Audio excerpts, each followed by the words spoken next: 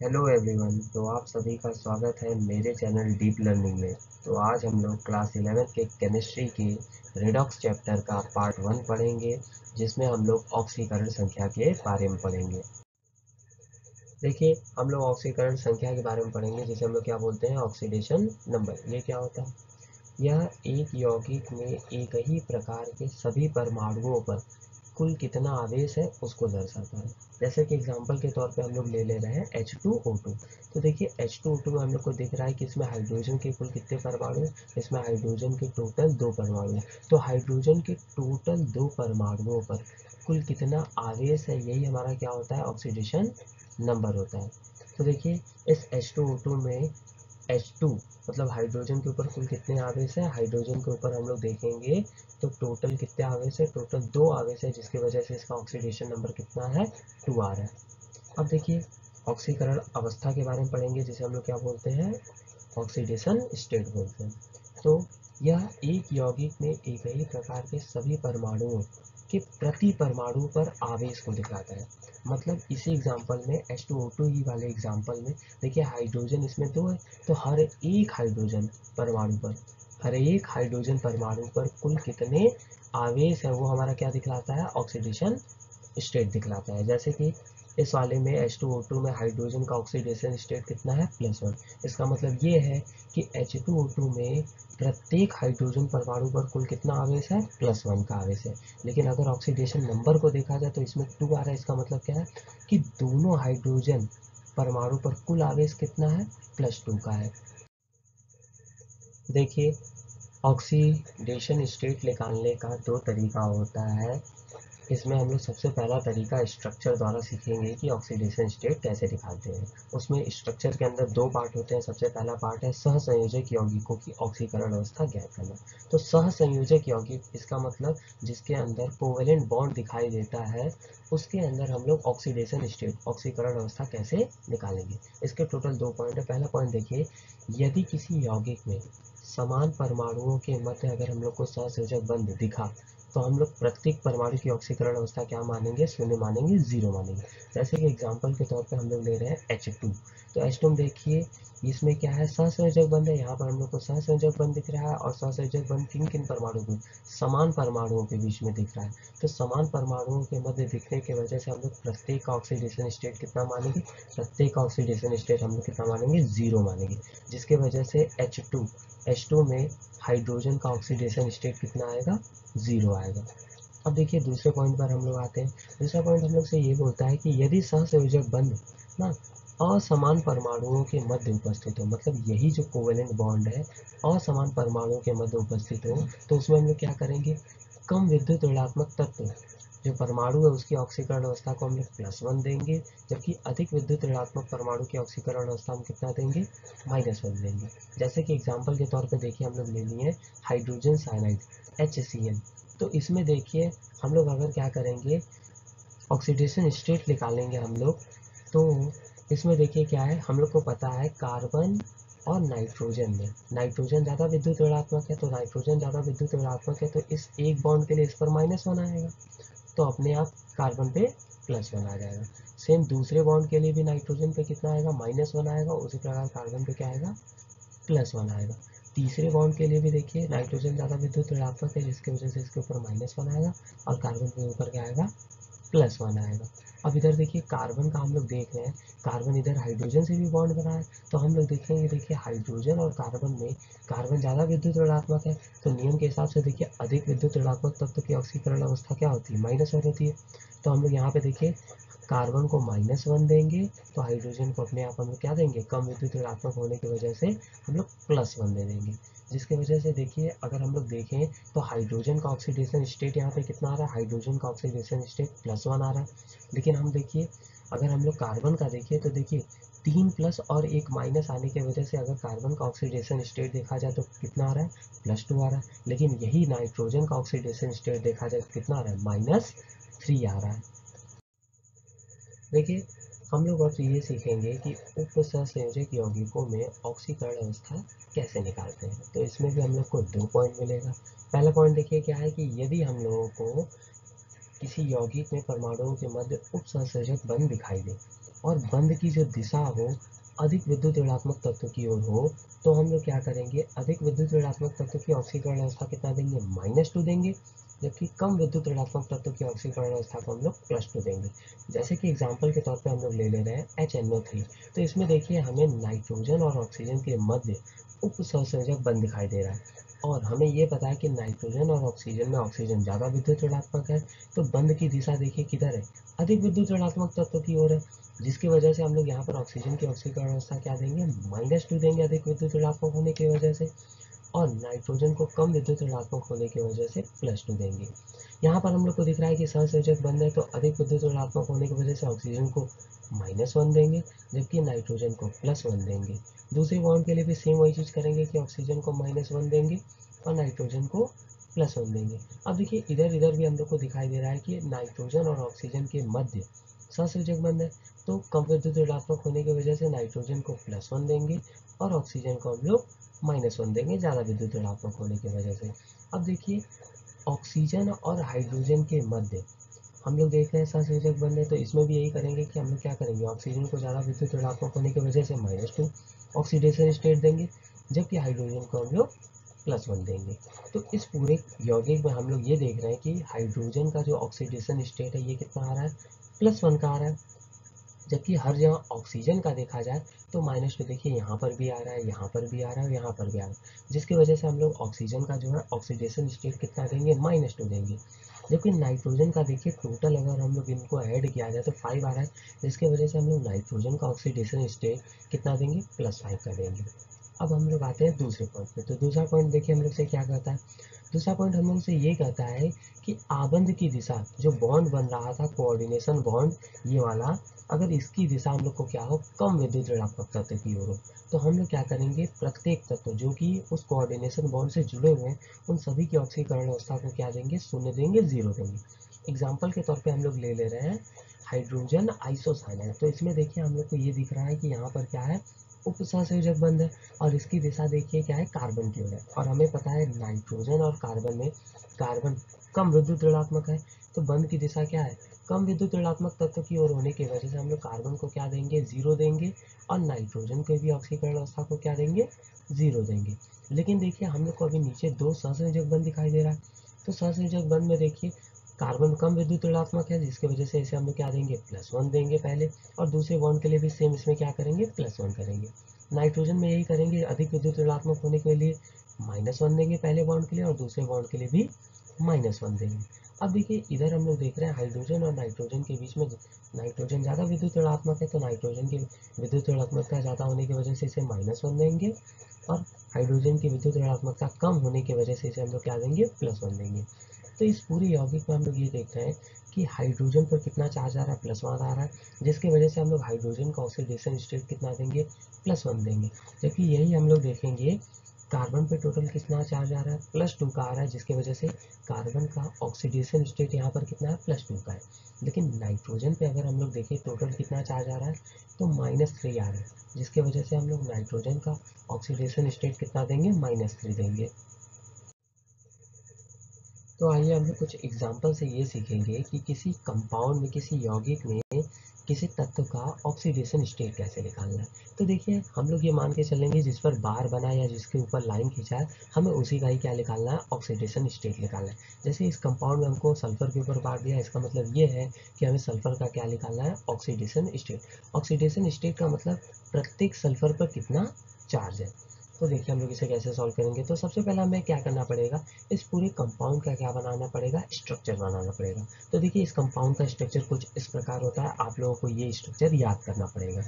तो देखिए हम लोग क्या करेंगे, प्रत्येक सल्फर का ऑक्सीडेशन स्टेट निकालने के लिए ये देखेंगे कि प्रत्येक सल्फर किससे किससे जुड़ा है। जैसे ये पहले सल्फर को देखेंगे तो ये सल्फर देखिए इधर 3 ऑक्सीजन से, जबकि एक साइड में सल्फर से ही जुड़ा है। तो सल्फर से ही जुड़ने की वजह से ध्यान से देखिए तो इनकी विद्युत ऋणात्मकता में अंतर है नहीं, समान तत्व है, जिसकी वजह से हम लोग क्या करेंगे, इनकी ऑक्सीकरण अवस्था को हम लोग क्या दे देंगे, 0 दे देंगे, 0 0 दे देंगे। अब लेकिन जैसे हम लोग क्या करेंगे, सल्फर और ऑक्सीजन के मध्य देखेंगे तो ऑक्सीजन ज़्यादा विद्युत ऋणात्मक है, तो ज़्यादा विद्युत ऋणात्मक होने की वजह से ऑक्सीजन को माइनस के फॉर्म में ऑक्सीडेशन स्टेट देना पड़ेगा और सल्फर को प्लस के फॉर्म में देना पड़ेगा। तो हमें देखिए ऊपर वाले और नीचे वाले में देखिए हमें एक साथ दो बॉन्ड दिख रहा है, तो एक साथ हम लोग क्या दे देंगे, ऑक्सीजन को हम लोग कितना दे देंगे, -2 दे देंगे तो अपने आप सल्फर का ऑक्सीडेशन स्टेट क्या हो जाएगा, +2 हो जाएगा। नीचे वाले के साथ ये भी करेंगे हम लोग फिर से कि ऑक्सीजन का देखिए ज़्यादा विद्युत ऋणात्मक होने की वजह से -2 दे देंगे डबल बॉन्ड की वजह से, तो सल्फर को +2 दे देंगे। सेम आप लोग देखिए इधर वाले ऑक्सीजन के साथ भी यही करेंगे। ऑक्सीजन ज़्यादा विद्युत ऋणात्मक है, सिंगल बॉन्ड है, तो इसे -1 देंगे, और सल्फर देखिए कम विद्युत ऋणात्मक है तो इसे हम लोग क्या दे देंगे, +1 दे देंगे। तो टोटल देखिए यहाँ पर हमें कितना इस पर सल्फर पे चार्ज दिखाई दे रहा है, +5 का दिखाई दे रहा है। अब देखिए हम लोग दूसरे वाले सल्फर पे आएंगे, तो दूसरे वाले सल्फर में देखिए इधर भी सल्फर से जुड़ा है और इधर भी सल्फर से जुड़ा है, तो समान तत्व से जुड़ा है, तो इस वाले सल्फर का ऑक्सीडेशन स्टेट 0 रहेगा।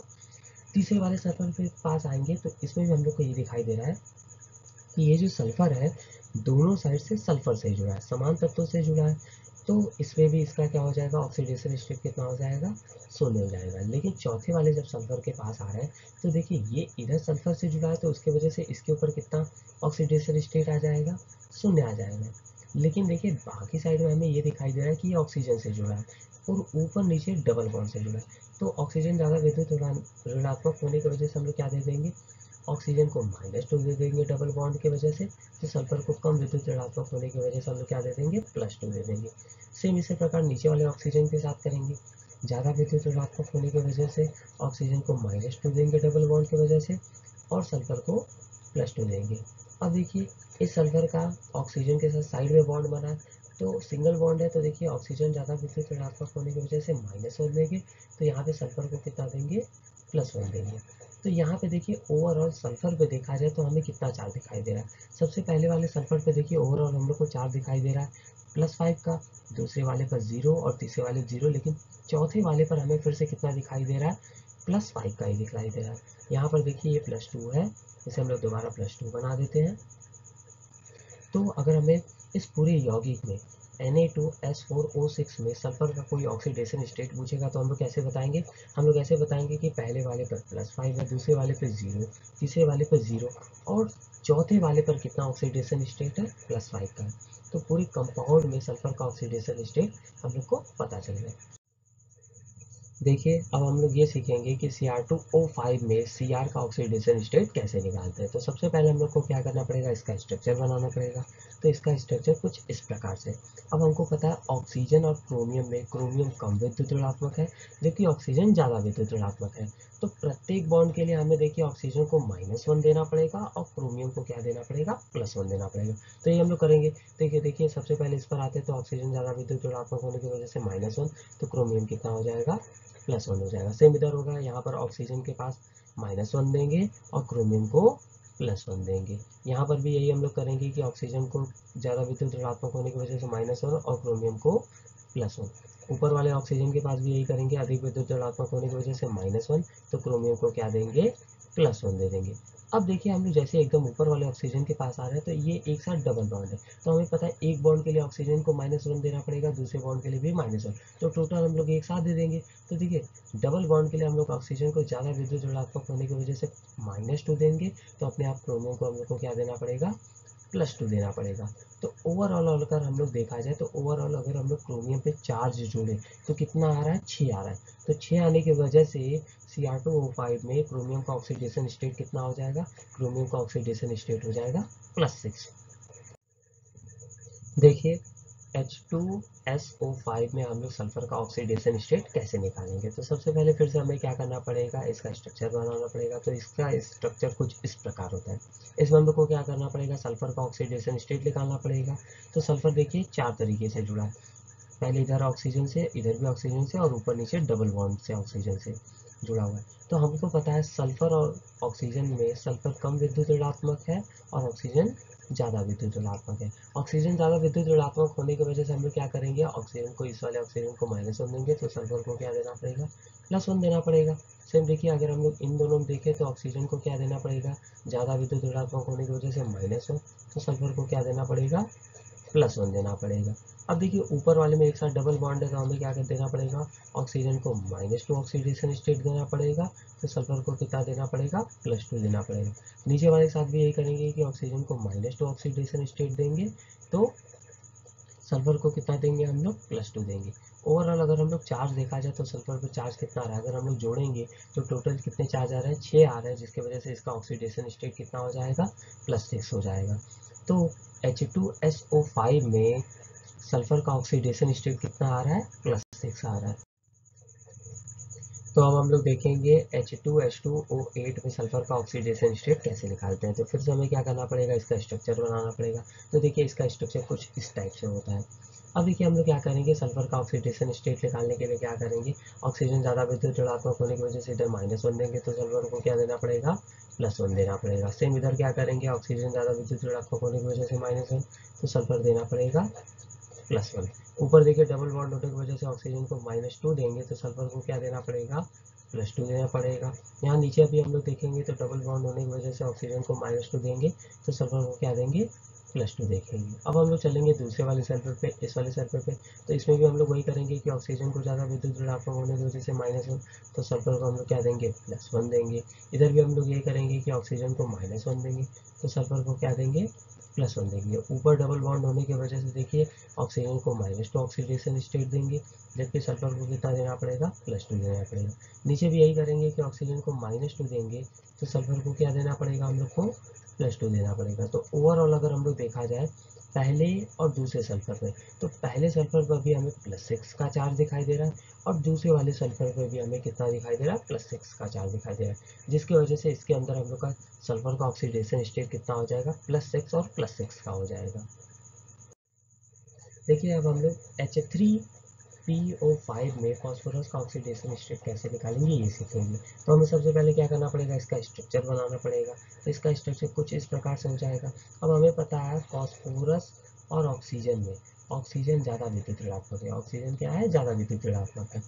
तो हम लोग क्या करेंगे, देखिए सबसे पहले हम लोग सिंगल बॉन्ड वाले ऑक्सीजन में क्या करेंगे, सिंगल वाले बॉन्ड में हम लोग ऑक्सीजन को क्या देंगे, -1 देंगे तो फास्फोरस को क्या देना पड़ेगा, +1 देना पड़ेगा। यहाँ पर भी हम लोग नीचे भी यही करेंगे, ऑक्सीजन को -1 तो फास्फोरस को क्या देना पड़ेगा, +1। ऊपर भी हम लोग यही करेंगे, ऑक्सीजन को -1 देंगे तो फास्फोरस को क्या देना पड़ेगा, +1 देना पड़ेगा। लेकिन देखिए अगर हम लोग साइड वाले ऑक्सीजन को देखें तो ये फास्फोरस के साथ डबल बॉन्ड से जुड़ा है। तो डबल बॉन्ड से जुड़ा है तो हम लोग एक साथ एक बार में हम लोग क्या दे देंगे, ऑक्सीजन ज़्यादा विद्युत ऋणात्मक होने की वजह से -1 दे देंगे तो फास्फोरस को क्या देना पड़ेगा, हमें +2 देना पड़ेगा। ऑक्सीजन को -2 देंगे तो फास्फोरस को +2 देना पड़ेगा। तो ओवरऑल अगर हम लोग फास्फोरस पे चार्ज देखें तो चार्ज कितना आ रहा है, +5 का आ रहा है, जिसकी वजह से H3PO5 में फास्फोरस का ऑक्सीडेशन स्टेट कितना हो जाएगा, +5 हो जाएगा। अब देखिए हम लोग N2O5 में नाइट्रोजन का ऑक्सीडेशन स्टेट कैसे निकालेंगे ये सीखेंगे। तो इसका भी हमें क्या बनाना पड़ेगा, स्ट्रक्चर बनाना पड़ेगा। तो इसका देखिए स्ट्रक्चर कुछ इस टाइप से होता है। अब देखिए इस स्ट्रक्चर में हमें ये दिखाई दे रहा है कि नाइट्रोजन और ऑक्सीजन के बीच में कौन सा बॉन्ड है, कोऑर्डिनेशन बॉन्ड है, उपसहसंयोजक बंध है। तो उपसंयोजक बॉन्ड के लिए मैं आपको बताया हूँ कि अगर बंध की दिशा अधिक विद्युत ऋणात्मक तत्व की ओर हो तो अधिक विद्युत ऋणात्मक को -2 देना है, जबकि कम विद्युत ऋणात्मक तत्व को +2 देना है। और हमको पता है नाइट्रोजन ऑक्सीजन में ऑक्सीजन ज़्यादा विद्युत ऋणात्मक है और बंध की दिशा हमें देखिए ज़्यादा विद्युत ऋणात्मक तत्व की ओर है तो हम लोग ऑक्सीजन को क्या दे देंगे, -2 दे देंगे। सेम यही काम हम लोग इधर वाले ऑक्सीजन के साथ करेंगे, इस वाले भी ऑक्सीजन को हम लोग क्या दे देंगे, -2 दे देंगे। तो नाइट्रोजन का अपने पास अपने आप क्या हो जाएगा, +2 हो जाएगा।